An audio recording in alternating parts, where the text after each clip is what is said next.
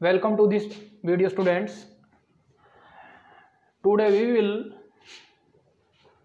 learn complex functions and its properties and some parts of the complex function. हमने पहले lecture में कुछ complex जो नंबर थे, कॉम्प्लेक्स फंक्शन थे, उसके बारे में पढ़ा था और अब हम उसी लेक्चर को आगे बढ़ाएंगे। यहाँ आपको कॉम्प्लेक्स के बारे में बता दिया था। कॉम्प्लेक्स क्या होता है? रियल नंबर और इमेजिनरी नंबर का कॉम्बिनेशन होता है। अब इसके कुछ पार्ट हैं तो वो जैसे बहुत इम्पोर्टेंट है। एक होता है आर्जेंट प्लेन,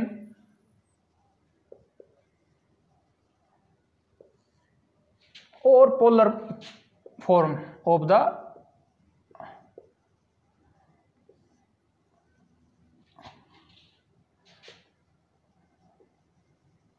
कॉम्प्लेक्स नंबर। तो ये जो हैं आर्जेंट प्लेन और polar form of complex number है, इसको हम आज डीपली स्टडी करेंगे। इसके बारे में और अच्छा एक दो टॉपिक्स, इसके जो क्वेश्चंस पढ़ेंगे।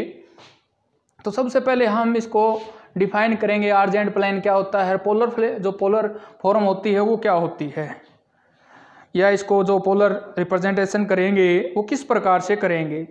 तो जो आर्जेंट प्लेन होता है वो क्या होता है, अगर कोई भी प्लेन है उसको हम किसी भी प्लेन, कोई जो प्लेन है अगर उसके अंदर हम पॉइंट्स देते हैं, जैसे ये पॉइंट दे, अब ये जो अगर इसको हम कॉम्प्लेक्स की फॉर्म में बोलेंगे, जैसे आपके पास पॉइंट हैं पी के 4 और 5, तो इसी प्रकार अगर हम इसको 4 और 5 आइटा बोल दें तो ये आपके पास एक आर्जेंट प्लेन हो जाएगा। यानी कि अगर जब इसको इमेजिनरी नंबर, एक रियल और एक इमेजिनरी, दोनों को मिक्स करके हम इस प्लेन को रिप्रेजेंट करेंगे तो ये आपके पास आर्जेंट प्लेन हो जाएगा।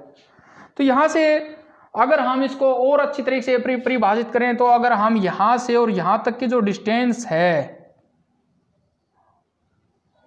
उसको भी हम आर्जेंट प्लेन बोल सकते हैं, यानी कि ओरिजिन से लेकर और इस पॉइंट के बीच की डिस्टेंस ली। अब ये दोनों पॉइंट कॉम्प्लेक्स नंबर में होने में ज़रूरी है। ये अगर आपको पता है, यहाँ अगर ये पॉइंट लिए हैं, ये सभी नंबर हैं, जैसे ये पॉइंट है यहाँ x प्लस का होगा और y माइनस की होगी, इसी प्रकार ये x y प्लस के हैं तो ये भी ऐसे ही होंगे। तो ये प्लेन है। अगर इस प्लेन को मैं, जैसे आपके पास पॉइंट है 2 3 1 2 4 5, अगर इसको हम ये लिखते हैं 2 3 आइटा 1 2 आइटा 4 5 आइटा, तो ये जो प्लेन को शो करेंगे ये पॉइंट, ये आर्जेंट प्लेन होगा और इसको हम समझ भी पाएंगे अगर ये जो प्लेन है ये हमें क्या बता रहा है। तो यहाँ से और यहाँ तक ये जो डिस्टेंस है इसको हम आर के द्वारा रिप्रेजेंट करते हैं।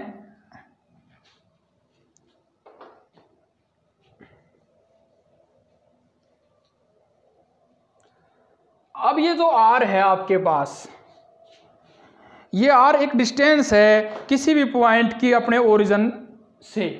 यहाँ ओरिजिन है the distance between the any point and origin of the plane. जो प्लेन होता है एक्स एक्सिस है और जो वाई एक्सिस है वो दोनों एक दूसरे के ऊपर ओरिजिनली 90 डिग्री पर काटते हैं और इसी प्रकार वाई भी एक्स के ऊपर कट करती है। तो अब ये जो आर है ये आपकी, इसको हम मैग्नीट्यूड ऑफ प्लेन भी बोल सकते हैं, मॉडुलस ऑफ प्लेन भी बोल सकते हैं। अब जैसे ये प्लेन है यहाँ 0 0 और यहाँ एक्स वाई पर है, तो जो इसका जो मैग्नीट्यूड आएगा x square plus y square. तो ये चीज़ है, ये हमें बताएगी ये आर की वैल्यू है। यहाँ आपको ये आर जरूरी पता होना चाहिए। इसी प्रकार अब हम आगे देखते हैं, इसका एक और फंक्शन होता है जो कॉम्प्लेक्स प्लेन होता है। वो क्या होता है, तो कोई भी प्लेन है जो कॉम्प्लेक्स प्लेन है, आर्जेंट प्लेन है, वो क्या होता है, कॉम्प्लेक्स प्लेन है वो अगर कोई भी कॉम्प्लेक्स नंबर है assign to each of its point, किसी भी पॉइंट्स पे, तो is called the complex plane. अगर आपके पास पॉइंट है उनके सभी असाइंड अगर, लेकिन वो कॉम्प्लेक्स नंबर में होने चाहिए तो कॉम्प्लेक्स प्लेन होगा। अब हम देखते हैं, अगर इसकी कई बार पूछा जा सकता है कंजुगेट क्या होता है। ये तो मॉडुलस होगा, मॉडुलस ऑफ द प्लेन। तो मॉडुलस ऑफ द प्लेन है, मॉडुलस ऑफ प्लेन है वो आपको समझ में आना चाहिए। ये भी है, यानी कि दो जो पॉइंट है उनके बीच की डिस्टेंस है वो मॉडुलस ऑफ द प्लेन है। और एक होता है कंजुगेट। जो कंजुगेट होता है कॉम्प्लेक्स नंबर का, वो क्या है, अगर आपके पास एक पॉइंट ये है तो इसको हम नीचे की डायरेक्ट में है, तो ये जो पॉइंट है एक्स वाई और ये पॉइंट होगा एक्स माइनस वाई, तो ये इसका कंजुगेट है।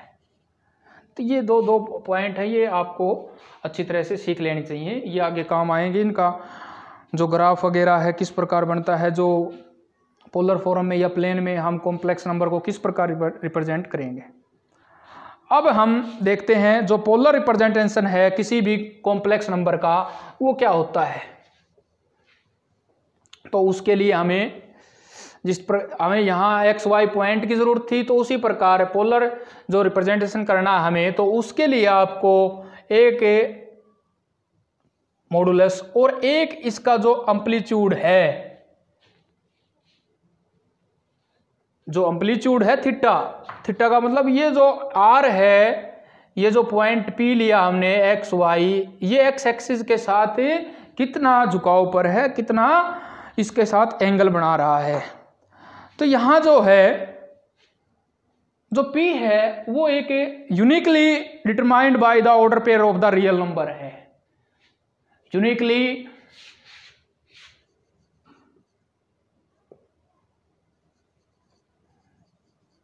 Determined by the order pair of theta and r. तो ये P जो पॉइंट है ऑर्डर पेयर इसका हो गया, और जो यूनिकली है वो किसका है, P पॉइंट का। यानी कि ये जो पॉइंट है ये यूनिकली है, ये दूसरा नहीं हो सकता। जो एक्स वाई की वैल्यू है यहाँ सिंगल ही होगी। अब यहाँ से हम इसको हम जो पोलर फॉर्म है, जो पोलर रिप्रेजेंटेशन करेंगे, हम इसको किसी भी कॉम्प्लेक्स नंबर को पोलर रिप्रेजेंटेशन देंगे तो वो क्या होगा, जैसे ये हमने ड्रा करती, तो यहाँ तक आपकी एक्स एक्सिस और ये वाई एक्सिस है, तो x इक्वल टू आपके पास होगा r कोस थीटा और y इक्वल टू होगा r साइन थीटा। ये कहाँ से आया, अगर देखो ये लिया हमने x बाई r, ये आपका बेस है, ये हाइपोटेन्यूस है, बेस बाई हाइपोटेन्यूस क्या होगा, कोस थीटा, और x equal to r cos theta. इसी प्रकार हमने y equal to r sine theta किया है। तो ये इसका अब जो पोलर फॉर्म करेंगे कोई भी प्लेन है तो उसका वो होगा z equal to r cos theta plus iota r sine theta. ये किसी भी जो कॉम्प्लेक्स नंबर है, कॉम्प्लेक्स प्लेन है, उसका पोलर फॉर्म है। यहाँ से आपको थीटा की वैल्यू पता होनी चाहिए, r की वैल्यू पता होनी चाहिए। जो थीटा है वो इंक्लाइनेशन है, एम्पलीट्यूड है एक्स एक्सिस का, उस मैग्नीट्यूड के साथ, मॉडुलस के साथ, r के साथ। और तो जो कॉम्प्लेक्स मॉडुलस है उसको हम जो r लिया हमने, z है x square plus y square equal to r, तो r को हम मॉडुलस बोल सकते हैं, और जो थीटा है आपका उसको हम एम्पलीट्यूड या आर्ग्यूमेंट भी बोल सकते हैं। जो थीटा है उसको हम क्या बोल सकते हैं, एम्पलीट्यूड या आर्ग्यूमेंट भी बोल सकते हैं। ये आपने ध्यान देना है। तो आपको पता चल गया होगा कोई भी प्लेन है उसके हमने आर्जेंट प्लेन किस प्रकार बोलेंगे। तो आर्जेंट प्लेन क्या होता है, अगर उसको हमने जो कोई प्लेन है उसके अंदर कॉम्प्लेक्स नंबर को रिप्रेजेंट किया है, x प्लस आइटा y को किया है, कहीं भी किया है, वो यूनिकली होने चाहिए, तो वो आपका आर्जेंट प्लेन है। वहाँ एक z निकाला था, वो z है वो r होता है, उसका अगर मॉडुलस करेंगे तो वो r होगा। ये थीटा, ये x एक्सिस के साथ इंक्लिनेशन है, इसके साथ एम्पलीट्यूड भी बोल सकते हैं, इसको आर्गुमेंट भी बोल सकते हैं। और जो कॉम्प्लेक्स फॉर्म है वो अभी हमने बताई थी, r equal to r cos theta plus iota r sine theta. अब हम क्वेश्चंस करते हैं कुछ, जो 5th चैप्टर है आपका।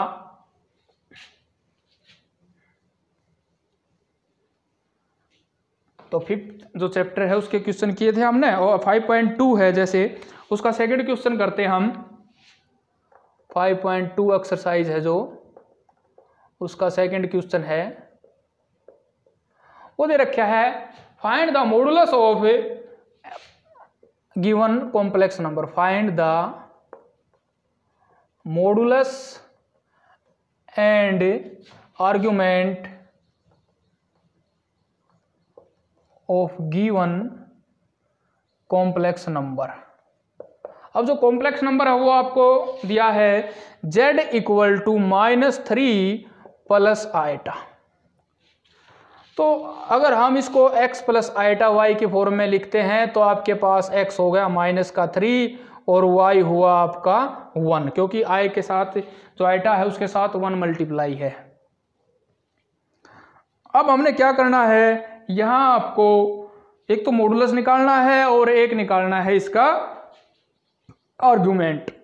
आर्ग्यूमेंट का मतलब इसका थीटा, एम्पलीट्यूड निकालना है। तो z इक्वल टू जो मॉडुलस निकालेंगे इसका x square plus y square. X square का मान कितना होगा, -√3 का स्क्वायर प्लस 1 स्क्वायर। ये हो गया आपका 3 प्लस 1, इसका मतलब आपका कितना आ गया, 2 आ गया। तो मॉडुलस जो आया कितना आया, 2। अब इसका जो एम्पलीट्यूड है आर्ग्यूमेंट है वो और निकालते हैं। तो वो कैसे आएगा आपका, ये जो मान है r cos थीटा, क्योंकि जो पोलर फॉर्म होती है z equal to r cos theta plus iota r sin theta. तो यहां से इसको सोल्व करके चलते हैं हम। तो r cos square theta plus r sin square theta, sorry हम दूसरे फार्मूले से अप्लाई करते हैं इसको, r cos theta plus iota r sin theta. अब ये जो चीज है आपकी, ये है आपकी r cos थीटा और ये किसके बराबर है, -√3। और यहां से आपको जो cos थीटा है वो -3/r -3/2, और इसी प्रकार जो r sin थीटा है वो आपका 1 और जो sin थीटा है वो 1/2। अब ये माइनस का आया है, ये प्लस का है। तो sin थीटा जो प्लस का होता है वो फर्स्ट और सेकंड क्वाड्रेंट में होता है। तो यहाँ से हमने पता चला है जो 1/2 होता है तो थीटा हो तो जब कितना हो, π/6 30। लेकिन ये है नेगेटिव दे रखा है, तो नेगेटिव दे रखा है यहाँ। तो ये जो मान है ये कब होना चाहिए, जब 60 कोस में तब 60 होगा तब होगा। तो ये सेकंड फर्स्ट क्वाड्रेंट में तो ये नेगेटिव नहीं होगा, तो सेकंड क्वाड्रेंट में ये होगा आपका 150 और ये भी 150 पर 1/2 रहेगा। तो इसलिए इसका मतलब जो थीटा मान आया वो आएगा आपका 150 और ये हो जाएगा आपका 5π/6 5π/6। तो इस प्रकार से हम इसका एम्पलीट्यूड या आर्ग्यूमेंट निकालेंगे। अब और क्वेश्चन लेते हैं, जैसे convert complex number into polar form. आप पोलर फॉर्म में रिप्रेजेंट करते हैं।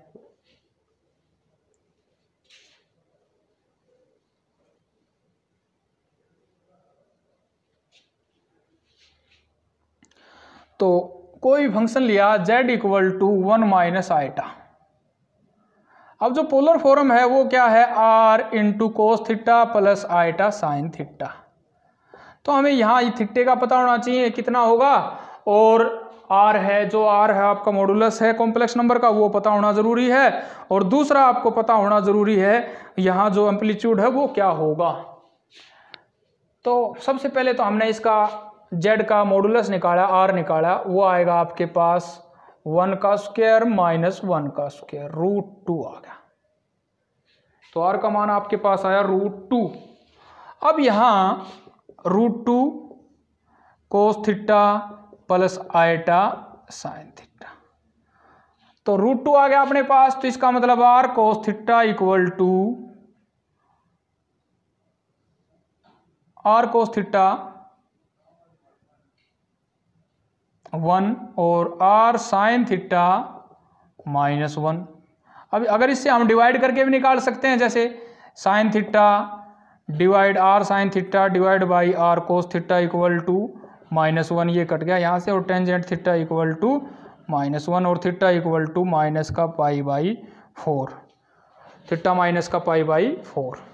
तो यहाँ कितना आ गया, √2 cos -π/4 प्लस आइटा साइन -π/4। तो ये इसकी पोलर फॉर्म आ गई। जो फंक्शन दे रखा था आपके पास, जो कॉम्प्लेक्स नंबर दे रखा था, उसकी पोलर फॉर्म ये हो गया। यहाँ से हमने थीटा का मान निकालना है, आर का मान निकालना। तो इस प्रकार हम किसी भी कॉम्प्लेक्स नंबर का जो पोलर फॉर्म है वो हम फाइंड कर सकते हैं। अब हम इसका एक क्वेश्चन और लेकर चलते हैं। हमने इसे 10वीं क्लास में हमने क्वाड्रेटिक इक्वेशन को सोल्व करना सीखा था, और वहां आपने जब उसके रूट्स इमेजिनरी आए, जब उसके जो जीरोज हैं वो इमेजिनरी आए, तो वहां क्वेश्चन को हमने बंद कर दिया था, निकालना इसके रूट से पॉसिबल नहीं है। अब अगर इमेजिनरी आते हैं तो हमें फाइंड करना है, क्योंकि कॉम्प्लेक्स का चैप्टर है, तो कॉम्प्लेक्स में तो कॉम्प्लेक्स या इमेजिनरी जो नंबर है उसकी तो हम बात करेंगे ही। तो अगर आपके पास कोई भी फंक्शन है, जैसे हम एक पोलिनोमियल लिया x² plus 3x plus 9 equal to 0। अब देखते हैं, इसका d निकाला हमने, विविध कर निकाला, b² माइनस 4ac, b² मतलब 3 का स्क्वायर, -4 × 1 × 9, 9 - 36 माइनस का 27। यहाँ नेगेटिव आया, लेस देन 0 आया है, तो रूट्स आर इमेजनरी। जो रूट्स होंगे वो इमेजनरी टाइप के होंगे, काल्पनिक होंगे। तो जो x का मान आएगा -b प्लस माइनस √d/2a, और x इक्वल टू -b माइनस का 3 plus minus root -27 divide by 2a 2। तो यहाँ जो वैल्यू आई आपकी वो आएगी -3 प्लस माइनस, इसको 9 × 3 में तोड़ दिया हमने, तो 9 का 3 और 3 और आइटा डिवाइड बाई 2। तो इसके दो रूट्स हो गए अपने पास, एक ये हो गया माइनस का 3 प्लस 3√3 आइटा डिवाइड बाई 2, और सेकंड आ गया माइनस का 3 माइनस 3√3 आइटा डिवाइड बाई 2। ये दो आपके पास इसके रूट आ गए। तो इस प्रकार से हम कोई भी जो क्वाड्रेटिक इक्वेशन है उसके रूट्स निकाल सकते हैं, अगर रियल हो या इमेजनरी हो तो वो आपके सामने है।